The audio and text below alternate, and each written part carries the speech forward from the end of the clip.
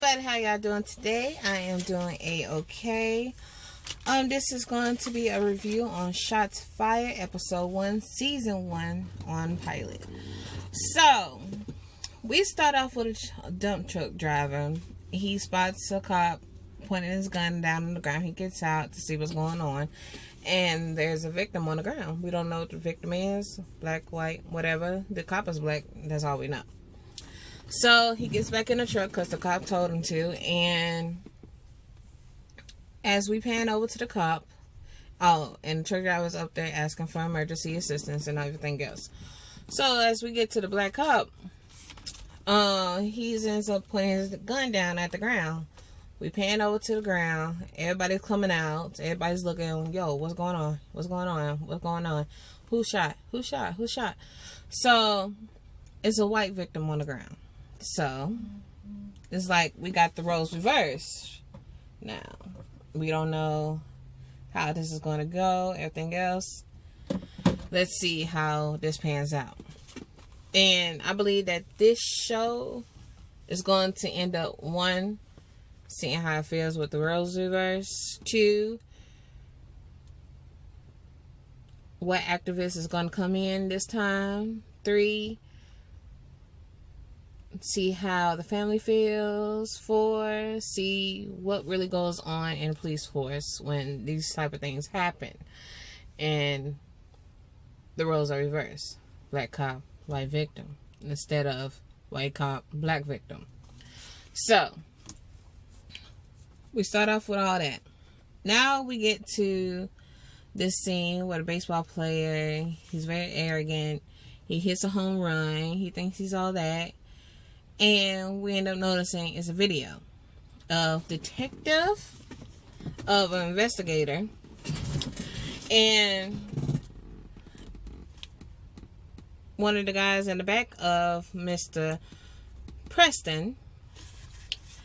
And the guy asks him, what do you think about this person? And the guy in the back of him, jotting down the notes, call him an asshole. He's arrogant. Whatever. And the guy that's asking them the question saying that's what we need on this investigation.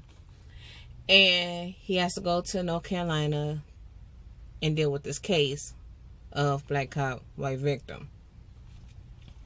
So, sorry, I got my notes with me, honey. My memory is shot and lost. Now we end up getting to this woman and her daughter playing in the bed, enjoying themselves, mother-daughter time. And some lady comes in and tells the daughter it's time to go to bed. The mama tells the daughter, look, we're going to keep in contact. We're going to video chat, everything. And the daughter's like, okay. And then the woman comes in and tells the daughter to go to bed. The mama talking about, yo, she could stay up a little bit. At first I thought they was lesbian partners. And the woman's like, ugh, and storms off. So all of a sudden we see a vase pass by this damn woman that told the little girl to go to bed. All of a sudden, the vase broke on the damn wall. She is going to look, bitch. Don't you ever in your motherfucking life tell me and my daughter what to do. I'm her mother. If I tell her to go to bed, she go to bed. I was like, okay, lesbian couple. And then, no! All of a sudden, this guy, Javar, the father, comes over, pulls Ash out of the door, and tells her to go. Look, you're so unstable. You're not mentally stable. Get the fuck away from me. Get the fuck away from my daughter. All this other stuff. Look, I can't take this shit no more. I'm always backing you up. I can't do it no more. Your attitude, everything else is way out about. So that argument goes. Ash and Preston meets up at the airport. And she was like, oh, so it's you. Uptight motherfucker. You could tell right then, they vibe is not matching. It's not meeting up. Ash is the wild side investigator. Preston is more the uptight, I do about a book kind of bullshit. And Preston is Ash boss. So whatever he say goes. And Ash is like, whatever, okay. But you can tell, she ain't gonna do what the fuck he say. So they both was going to North Carolina on this case. The governor, Miss Patrice, the governor, It's telling them, yo, anything that y'all need, anything y'all want, let me know. I just want this case done over real quick. Okay? I don't need this in the media any too longer. And I was like, okay. But I could tell she gonna be paying their ass. She gonna tell them, yo, chop chop, chop chop, chop chop, chop chop. I don't want this in chop chop, chop chop. So anyway, they arrived to the station and you could tell right then and there. The people are looking like, why is these two black motherfuckers handling this case? They end up meeting the sheriff, the deputy, whatever the fuck he is, Playton. Playton's an asshole himself. You can tell Playton sweeps everything underneath the rug that is wrong. You could tell that right quick because the way that he was looking at them and asking them crazy ass questions. Anyway, Playton's gonna get on my motherfucking nerves. So they get to the interrogation room with the officer Beck. Beck is not speaking to them. Beck is like, look, motherfuckers, I'm waiting for the person to tell me what to say, what to do. I'm waiting for my lawyer.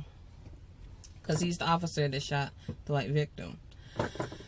So he's like, I ain't saying nothing. So Ash ends up coming with a story about the time that she shot into and it's a victim, but she ends up getting off. So Beck was like, okay, let me fucking tell y'all the story. He said they both was fighting. He tell him to get on the ground. He reach out. And then he ends up going for his gun. Then Beck was like, you know what? It's between me and you, motherfucker. Me and you. I choose me. I'm saving my life. I'm gonna shoot your ass. Since you're up here reaching out for my gun. Which, quote unquote, as y'all see, are the stories of white cop, black victim. What does the white cop always say? He ends up coming towards me with a gun, or he ends up reaching out for my gun. You see how they playing this? You see? They taking those stories and putting inside this story. You tell. So, Preston, retarded looking ass, I could tell he's gonna irk my motherfucking nerves. As I'm asking the question, was you profiling him, or was it a legitimate stop? Ash is looking like, motherfucker, why would you ask that type of question? That's a rookie fucking ass move. That's a rookie move. You don't ask that question right off the fucking bat. No, that's not how you play this. He was telling us the fucking story, and Beck ends up shutting down, and they didn't want to answer the fucking question, because I believe he really didn't know either. And Ash took Preston's like, motherfucker, look, next time I had an interview questions, because we was going to get this case and get the questions and everything else. We just had to take our time. But you asking crazy ass questions already. You don't do that. That's not how we do this investigation. And Preston's like, look, motherfucker, Ash, I'm the boss, not you. You shut up. So, yeah, they ain't gonna vibe together. They're not. So they get to the crime scene. They see the blood on the ground. They see everybody surrounding it. And they end up asking questions to everybody. Everybody's like, we ain't fucking talking to y'all cops. What the fuck? What the hell? No. So Preston ends up spotting this little boy with the number 5 Panthers jersey on. Boo, Panthers. But anyway, and I live in South Carolina, on the border of North Carolina.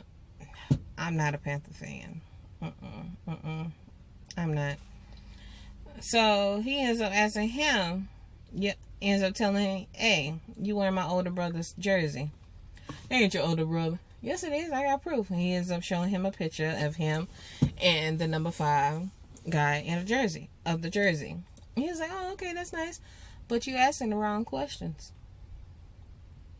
It starts to go off.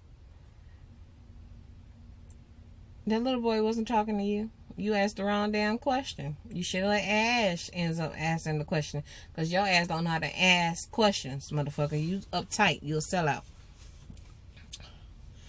So, where else does it go? the guys that was around there wasn't going to answer the questions, but they ended up calling Officer Beck, the guy who shot the victim, a sellout. He ain't shit. He's not walking around here. He's an asshole. So anyway,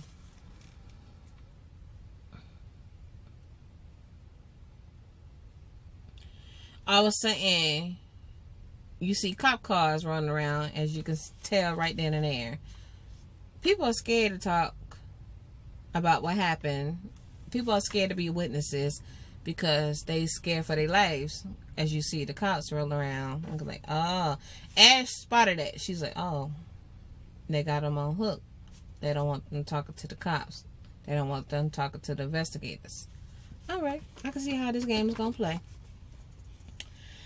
They go to the victim's house, as we end up knowing that the guy's name that was shot is named, what's his name? Shit. Jess Carr. So the mother is mad. She's upset. She's up there ironing his clothes for the funeral and everything else, and she's distraught. Everything else, they up there asking questions. Was he on drugs? Everything else. What is he doing out there in the hood? Yo, man, give me some answers. And she ends up yelling at them back, talking about that motherfucker should be in jail. He shot my son. My son is a good kid. As every mother say, my son's a good kid, all this other stuff. Okay. But honey, sometimes these kids ain't good because they do things behind your back. All mothers know. But she's distraught that her son is a good kid. She wants that motherfucker in jail. Don't ask me any more questions. And Ash is like, look, I care. I want to get this done. And the mother's not having it. No, get the fuck out my face. You do not care. You don't care. And the lady, Ash, ends up telling her that, no, Preston ends up telling her, yo, he was reaching for the cop's gun. And the mother, I was saying, is distraught. He's a good kid. He don't reach for guns. He don't, no. I'm not believing that. No. Anyway. So there is a press conference. And you could tell there's an activist already, because the way that she had on her hoodie and her little dreads in a mohawk, and she just looking, what the fuck? What the fuck is this? Whatever.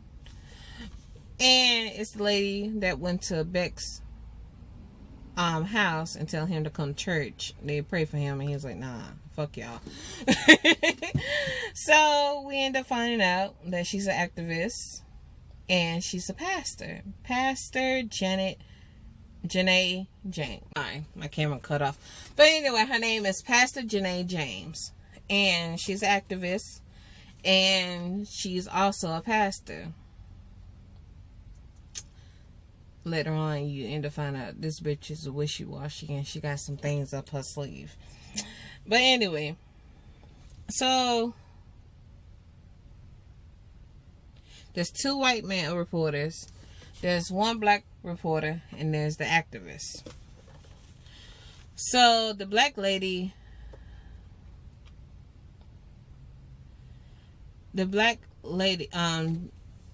ends up asking questions. Yo, what's going on? They give her an answer. Look, it's gonna take some time. All that bullshit.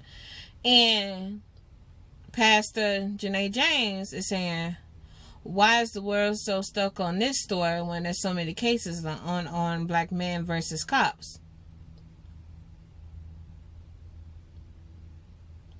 Preston ends up saying, look, we're not on those cases, we on this one. And he ends up giving a good ass statement. Look, I feel for those cases as myself, as a black man, but we're on this case. Whatever. And plus, in this case, there's no video and no witnesses. Yo, what's going on?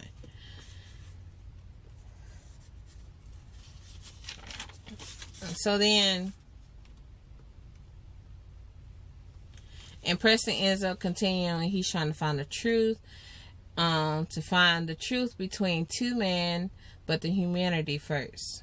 And you see the activists looking at him like, boy, bullshit. What the fuck ever. Whatever.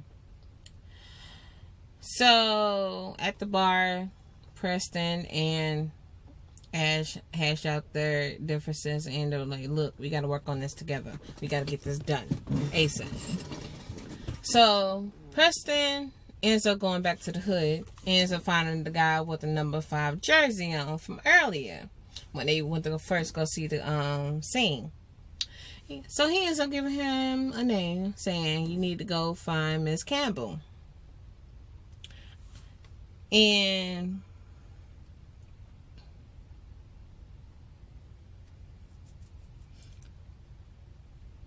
yeah, he ends up telling him to go find Miss Campbell.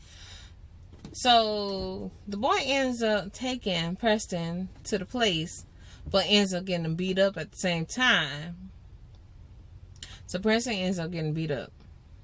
The boy wasn't going to let you have that early. He trying to see who you are, what you made of. Are you on their side or the cop side? What side are you on? So he ends up getting him beat up. Bad idea. You just don't go out there by yourself and you a cop or investigator, whatever the fuck may have you. Honey, they don't trust you. Preston's so uptight. He got stick up his ass. Think he can just go anywhere and anything and say anything and do anything. No, Preston, that's not how it works. So later on that day, in the morning, Ash ends up seeing that he got beat up. Like, what happened? He ends up telling, look, I went out there and they jumped me. Ash is like, motherfucker, you don't go by yourself. What the fuck wrong with you? So anyway, they end up going to go find Miss Campbell. But she's not giving out any answers. She's not telling them anything. But they end up learning that her son, Joe Campbell, was murdered and no one's investigating the case. No one's doing anything. And that one of the cops ended up telling her to hush hush. Be quiet. It's okay. Look, we're going to sweep this underneath the rug. Because your son was a drug dealer, honey. And all this other stuff. Your son was a bad kid. So she gets no justice. Because the cops told her to shut up, be quiet, hush. Your case is not important. So, we're paying over. And that Ash is at a bar. And the other cops from earlier came. That was giving her the side eye and everything else from earlier when they first stepped inside the police station. They end up visiting her. And they end up having a round of drinks and everything else. And I was saying, she ends up getting served papers. And it's a custody battle between Jarvis, her baby daddy, and her for her to be fighting for custody. Right there. She's all distraught. Right there. And the reason is that he don't trust her around the daughter. Her mindset is not right. And she might end up hurting her. That's the reason why he wants full sole custody. Now, the governor, Patricia assistant, honey, her and Preston got some chemistry. They end up meeting, end up going to the house or the hotel, and they end up fucking. Patrice ends up fucking Preston's brother, the football player, number 5 for the Panthers. They end up fucking. And later on, Preston's brother is feeling Ash, but Ash is like, honey, you on nothing but a booty call. But Preston and the assistant of the governor, they're close bond. They love at first sight. So anyway, Morning Rise, you see this assistant going back and forth. Oh my gosh, Oh my gosh, are you serious? Oh my gosh, oh my gosh. She going back and forth, and person like, bitch, what the fuck is wrong with you? Officer Beck ended up having a video from when he graduated from the police academy. Ended up saying, I got a license now to shoot these, I don't want to say the word, white people. I'm going to end up saying that because I ain't going to say the other word. Yeah. Now I got a license now to shoot these white people. And it's all over Fox News. You know Fox News racist ass is going to have it first. Racist ass motherfuckers. And you know they're going to put a spin on it too. Beck, you stupid. You never let nobody record you like that. He was at a congratulations party. And they got that footage now. Hunty. Like, they got the footage and everything else, and the backstories and everything else about these damn white cops being racist, but they never do put that out. Fox. But anyway. Planton tells Officer Beck not to talk to nobody, no media, no Preston, no Ash, nobody. Shut the fuck up. Don't do anything. We got your back. Shut the fuck up. Shut the fuck up. But he's on administrative leave, and Beck is not happy. Officer Beck is not happy. He's going like, what the fuck am I gonna do? How am I gonna provide for my family? What the hell? I'm lost. I don't know what the fuck to do. You could tell right there his whole world is crumbling down off of this one act. So the bougie ass bitch, I'm sorry, I can't call her that so soon because I signed a second episode and she was wishy-washy. But anyway, Miss Pastor Janae James had a conference about the mothers that needed support that lost their children. She brings up Miss Campbell, Joe Campbell, the one who got shot and murdered, and told to hush hush. She needs to bring her up first and say, pray for this woman. She needs support. She needs everything else. And then she brings out, then Miss Janae James ends up bringing out Jesse Carr's mother, the little white boy that got shot by Officer Beck. And people are looking like, what the fuck, bitch? And you could see on Miss Campbell's face, going like, oh, really? I thought you was here for me. What the fuck happened? Now you here for this bitch? So my case really doesn't matter to you. You being wishy-washy. Janae is being wishy-washy. Or do this bitch has a hidden agenda? I'm not really trusting Pastor Janae James. I'm really not trusting her. Because Joe Campbell got shot 2 weeks before Jesse Carr. It's fresh to this woman. You're supposed to be a black activist, but you're playing games over here too. What are you doing? Do you have a hidden agenda? What is your hidden agenda? That's what Miss Carr is thinking. Like, what the fuck? And they talking about, and Miss Janae talking about these women need to compose together and everything else. Both y'all lost your children to murder and everything else. Let's get these women support. Hey, the lady with the pink hair, that's my girl Brandy. I used to take pictures of her, and she's a model. She doing big things. At first, she was in that other movie. I forgot that movie name, but the little girl's going out to war and everything else. And now she's in this one, honey. Congratulations. The girl with the pink hair and sitting next to the guy in the dress with a blue shirt on. Yes, yes. Girl, congratulations, Brandy. Congratulations. So Ash and Preston is there.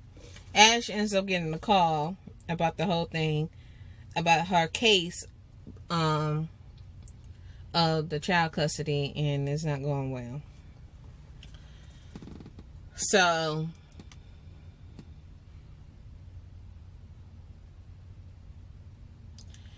Ash ends up coming back because she ends up getting another call and talking about Louisa sitting this one out. So now Preston has this whole entire case. He's not an intern anymore. He's moved up if he can solve this case all the way. Because if he don't solve this case all the way, he gonna move back down to an intern or get fired. Either one. But you can see on Preston's face that he's happy that he's not an intern anymore.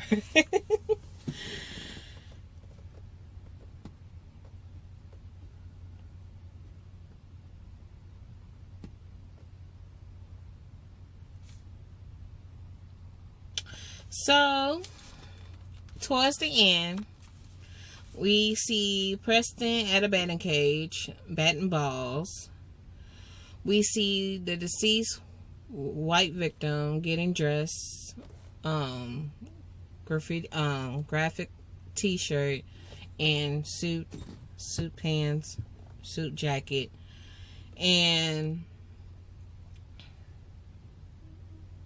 we see the kid with the number 5 jersey getting chased by some cars, and he's riding on his bike, and then all of a sudden he parks his bike and then slides underneath the house. So he's scared for his life, and that's when it shuts off.